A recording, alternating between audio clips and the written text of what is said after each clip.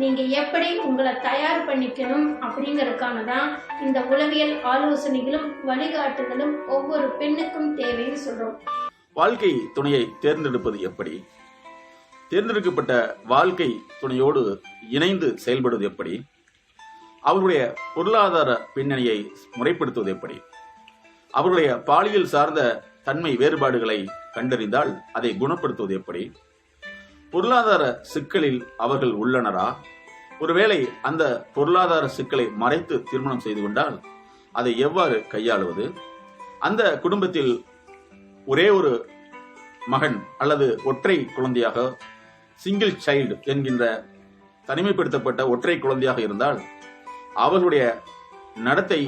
பழக்கங்களை எவ்வாறு புரிந்து கொண்டு அவர்களை சரியான இயல்புத்தன்மைக்கு அழைத்து வருவது, அதேபோல அவர் சார்ந்த குடும்பத்தினர்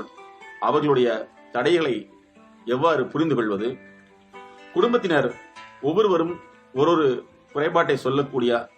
சூழ்நிலையில் இருந்தால் அந்த குறைபாட்டை கேட்டு குற்றச்சாட்டை கேட்டு மனம் பாதிக்கப்படாமல் எவ்வாறு அந்த திருமண பந்தத்தை முறைப்படுத்துவது, தொடர்வது, உடல் ரீதியாக பிரச்சனை இருந்தால் அதை எவ்வாறு குணப்படுத்துவது,